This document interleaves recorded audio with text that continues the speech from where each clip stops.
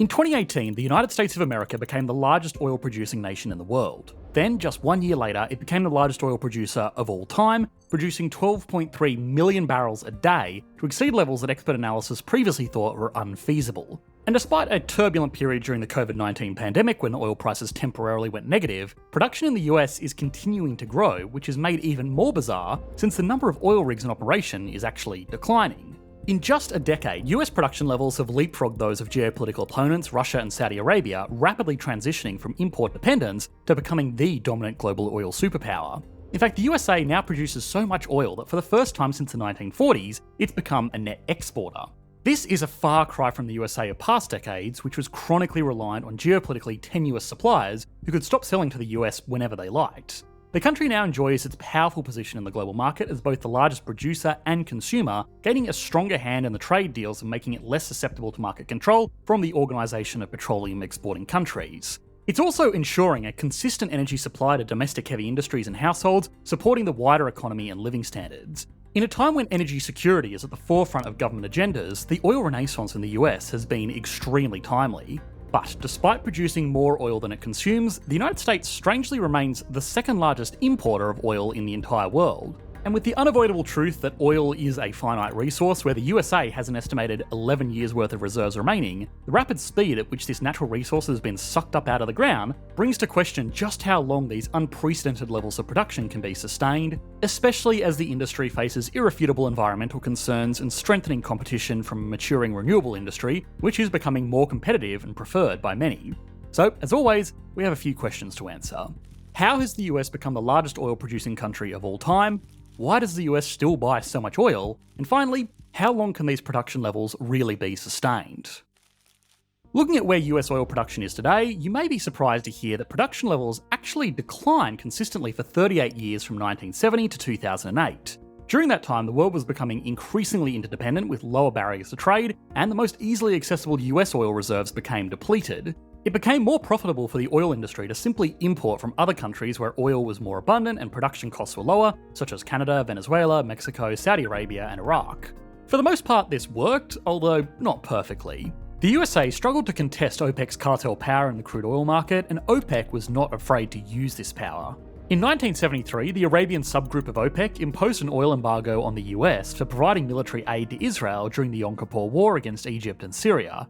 Prices suddenly skyrocketed, leading to shortages at gas stations and desperate measures such as a 55-mile-an-hour speed limit on national highways. 6 years later, the Iranian Revolution occurred, triggering another oil crisis and price hike. American dependency on Middle East oil was recognised as one of its biggest weaknesses for the next 3 decades, especially after President Bush's war on terror in the 2000s. The US oil industry dreamt of accessing the harder-to-reach crude oil that was literally sitting underneath them at home. But the problem was that it was trapped in tight rock formations with no technology available to extract it profitably at scale. Decades of trial and error ensued, and at the turn of the 21st century, the critical breakthrough was made by the team of the energy tycoon George Mitchell and the Barnett Shale. It was discovered that crude oil from shale could be extracted at commercially feasible levels by fracturing the rock formation and loosening the oil using a specific mix of water, sand, and chemicals. Hydraulic fracking was then applied to horizontal oil wells, which dramatically improved results, enabling a single well to almost magically extract more oil at a lower cost. In the early 2000s, the shale gale truly took off, with wild-spirited independent operators, who are fueled by private equity, rapidly acquiring land and investing in these new technologies. And so the stagnant oil industry was gifted a new lease on life. In Texas, the Permian Basin became one of the most productive oil fields on the planet. Elsewhere, the economies of small rural towns were completely transformed. North Dakota, home to the Bakken Shale Formation, experienced the equivalent of modern-day gold rush, booming with employment, high wages, and urban sprawl. Towns within Bakken, like Wilson and Watford City, attracted so much labour that North Dakota was the only state to have its population become younger in 2021 compared to 2010. The state had the lowest unemployment rate in the country from 2008 to 2014 and ran a ginormous fiscal surplus from tax revenues. During this time, the oil industry was suffering from success, with oil storage facilities swelling to full capacity at alarming rates. Cushing, the storage facility in Oklahoma, which is regarded as the pipeline crossroad of the American continent and a benchmark for oil prices worldwide, reached a record high of 69 million barrels in 2017. The boom in North Dakota ended as fast as it began, with production growth halting in 2015. Remarkably, Texas has continued to break all-time production highs since growth began in 2010, with output increasing 5-fold since then.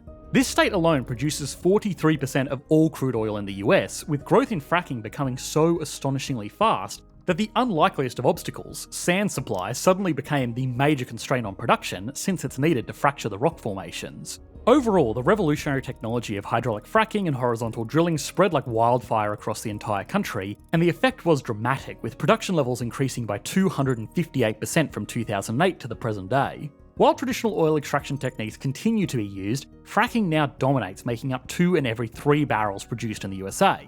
But then, why has fracking been so successful in the USA in particular compared to other fracking nations like Canada or Argentina? Well, it obviously helps that the country has plenty of large shale formations, the natural resource that fracking is designed for, which many other countries don't possess. By being the birthplace of the new technology, the USA had the first mover advantage, which it rapidly capitalised on using its skilled labour force and a pre-existing infrastructure base of pipelines to move it. This rapid scaling process was accelerated by the strong private incentives, where landowners were quickly able to lease their land to oil companies due to a relatively favourable regulatory environment. Oh, and let's not forget the abundance of venture capitalists and private equity investors in the US financial markets who quickly took the opportunity to fund startups. Hate it or love it, the adaptability and dynamism that comes from private incentives in a country with legendary property rights means it simply attracted more investment into this new industry. Now the USA produces enough to match its own consumption levels. Given the US's bumpy history of market instability from oil trade and the increase in geopolitical tensions lately, you might expect that the USA is using its own oil production to supply its own oil consumption. But amazingly, despite all of this, the USA is still one of the largest importers of crude oil in the world, with only China importing more. Total petroleum imports make up 41% of consumption, and while levels have decreased since the fracking boom began, imports remain puzzlingly high. So what is going on here? Simply put, the crude oil being produced in country from fracking isn't suited to a large proportion of US refining infrastructure.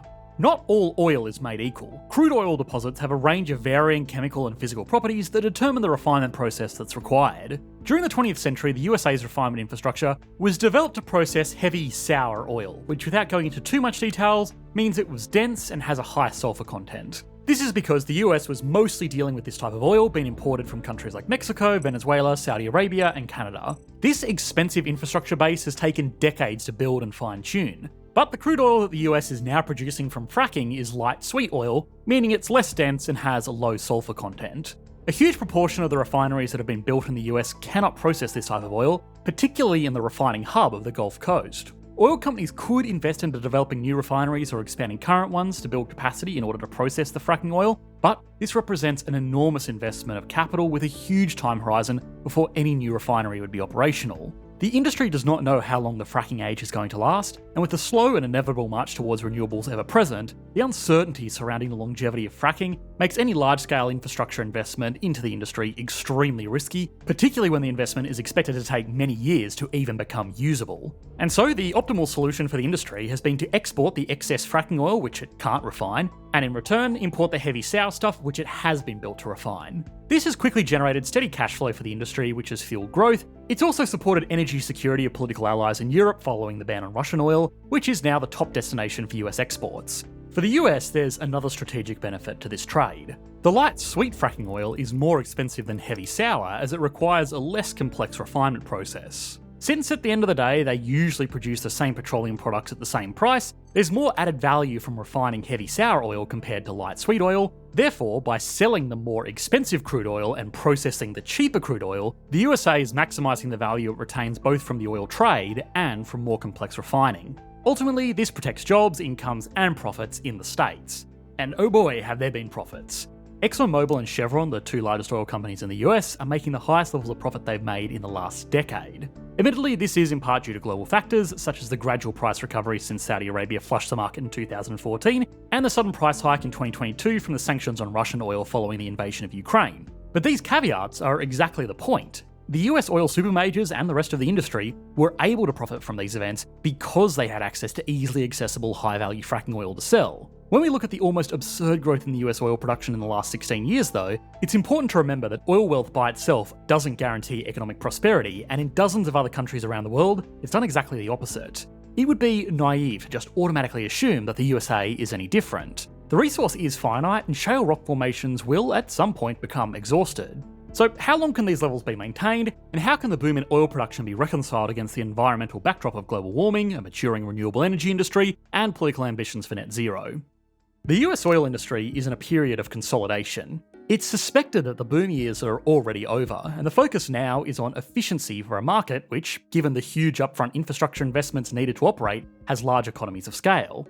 Exxon's $60 billion purchase of the biggest oil producer in the Permian Basin, Pioneer Natural Resources, and Chevron's ongoing $53 billion deal for Hess shows that the supermajors are using their financial might to fully utilise economies of scale and maximise profits while reservations are plentiful. In just the last 5 years, the number of publicly traded oil and gas companies in the US has dropped from 65 to 41. Acquisitions of competition who own access rights to oil-rich land is a key way to realise these efficiencies through longer horizontal wells, a consistent trend in the industry which has dramatically increased output per oil rig. Looking ahead, the US Energy Information Administration projects crude oil and least condensate production to peak in 2030, but to be sustained at that level for decades. While this is promising, the gift and curse of fracking is that it is a quick process where extraction is much faster than traditional methods. This explains why production has increased so dramatically in such a short time, and also why there are concerns for the future because it means reserves can dry up quicker. According to estimates of oil reserves, the USA technically only has 11 years left at its current production rate. Now, this is largely because these estimates do not account for a majority of oil reserves made available by fracking, and are based on the reserves available with traditional technologies. But it does still highlight that this industry is seeing the curtains and it's trying to get out what it can while it can. The difficulty of predicting future production levels is made more challenging due to political pressures. The incoming federal administration has obviously been very vocal about their support for the industry, but in a market where investments can take decades to pay off, this is still something that's weighing heavily on investors' minds. The government may look to tighten regulation and curb oil production for a number of environmental factors. Obviously, crude oil is one of the largest causes of carbon dioxide emissions in the world. Not only is the end product itself releasing carbon dioxide, but on-site natural gas flaring to reduce underground pressures means fossil fuels are being burnt as a byproduct rather than actually being put to use. This represents a glaring example of waste and air pollution. This is worsened by fracking's tendency to cause methane leaks, a chemical which causes a 30 times stronger greenhouse effect compared to carbon dioxide. If this wasn't bad enough, it uses a huge amount of fresh water, and the pumping of wastewater into wells risks contamination of local groundwater. For these reasons, complete bans or moratoriums on fracking have been introduced in many advanced economies, and even by individual US states. Having rejoined the Paris Agreement in 2021, the US is committed to reaching net zero carbon emissions by 2050, which represents a huge challenge for the giants of the oil industry, who must reinvent themselves through investment into renewable energies, a maturing industry that has time on its side. The oil industry is also under threat from nuclear energy, having gone from public enemy number one to becoming an irreplaceable component of the net zero push, the US government having declared to triple nuclear energy by 2050. Now, of course, nobody can predict the future, especially with a new government that was largely elected for their focus on short-term goals. The US knows it can't rely on oil forever, but for now it reigns supreme. Now, the significance of the US fracking revolution on economic dynamics is just one small part of the story. Even if this industry was totally unprofitable, energy independence may still be worth it. With increasing diplomatic tensions affecting the global oil market, this applies now more than ever. That's why we've made a second part of this video on our sister channel, Context Matters, that explores the US fracking revolution from a political perspective at a global level. You should be able to click to that on your screen now. Thanks for watching, mate. Bye.